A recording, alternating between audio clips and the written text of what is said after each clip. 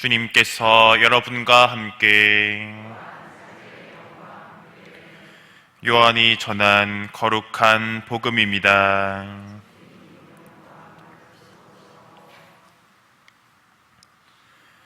그때 예수님께서 길을 가시다가 태어나면서부터 눈먼 사람을 보셨다. 예수님께서는 땅에 침을 뱉고 그것으로 진흙을 개어 그 사람의 눈에 바르신 다음 실로암 못으로 가서 씻어라 하고 그에게 이르셨다. 실로암은 파견된 이라고 번역되는 말이다. 그가 가서 씻고 앞을 보게 되어 돌아왔다. 이웃 사람들이 그리고 그가 전에 거지였던 것을 보아온 이들이 말하였다. 저 사람은 앉아서 구걸하던 이가 아닌가. 어떤 이들은 그 사람이요 하고 또 어떤 이들은 아니요 그와 닮은 사람이요 하였다. 그 사람은 내가 바로 그 사람입니다 하고 말하였다. 그들은 전에 눈이 멀었던 그 사람을 바리사이들에게 데리고 갔다. 그런데 예수님께서 진흙을 개어 그 사람의 눈을 뜨게 해주신 날은 안식일이었다. 그래서 바리사이들도 그에게 어떻게 보게 되었는지 다시 물었다. 그는 그분이 제 눈에 진흙을 붙여주신 다음 제가 씻었더니 보게 되었습니다 하고 대답하였다. 바리사이들 가운데에서 몇몇은 그는 안식일을 지키지 않으므로 하느님에게서 온 사람이 아니오 하고 어떤 이들은 죄인이 어떻게 그런 표징을 일으킬 수 있겠소 하여 그들 사이에 논란이 일어났다.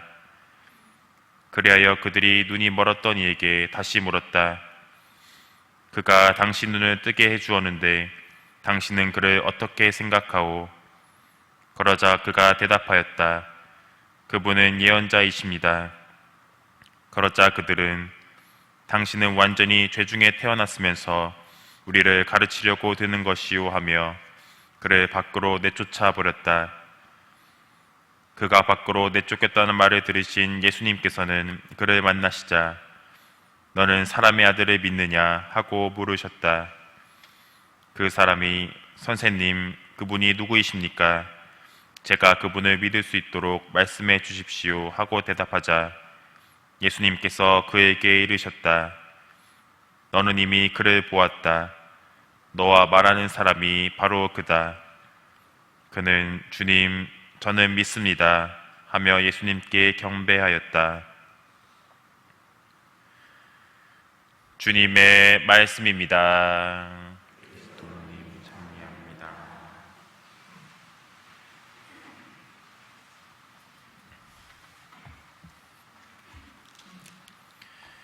찬미 예수님,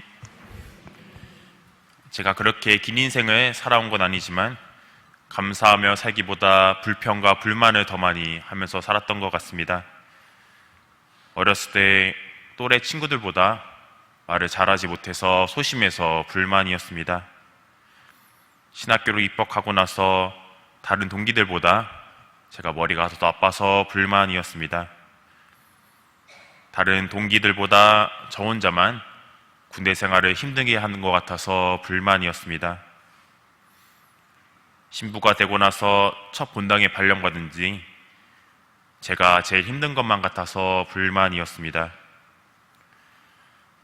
그런데 오늘 복음 말씀에는 태어나면서부터 눈먼 사람, 정말 온 세상 모든 것이 다 불만이었던 것 같은 사람이 등장합니다. 예수님께서는 먼저 이 눈먼 사람에게 다가가십니다. 이 눈먼 사람이 도움을 청했거나 예수님을 모실 만한 자격이 있는 일을 했기 때문이 아닙니다. 순전한 자비로 인류를 구원한 마음으로 예수님께서 먼저 다가가신 것입니다. 예수님의 이러한 자비를 통해 그 눈먼 사람은 기적을 체험하게 됩니다. 이 예수님의 기적에 대해 사람들의 반응은 세 가지로 나뉘어집니다. 주변 사람들은 그 눈먼 사람이 자기들이 알고 있는 그 사람인지 아닌지를 두고 쓸데없는 토론을 벌이고 있습니다. 그들은 늘 그랬던 것처럼 정작 빛이신 예수님께 가까이 다가가려고 하지 않습니다. 눈먼 사람의 부모는 예수님의 기적에 대해서 거북하게 받아들이고 있습니다. 예수님의 기적으로 인해 종교 지도자들과 사이에 말썽이 일어났기 때문입니다. 이로 인해 유다교에서 쫓겨날 것을 눈먼이의 부모는 두려워하고 있습니다. 마지막으로 지도자들, 곧 바리사이들은 자기들 마음속에 가득 찬 자만과 미움 때문에 예수님의 기적을 온전히 바라보고 있지 못합니다.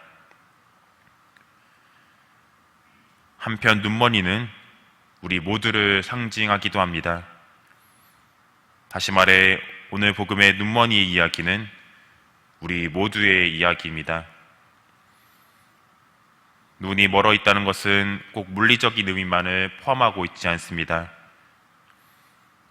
세례를 받기 전 예수님을 알지 못했을 때, 그리고 세례를 받았지만 우리 자신의 무력함과 나약함, 죄스러움, 시기와 질투로 인해 예수님을 바라보지 못하고 있다는 게 바로 눈이 먼 것입니다.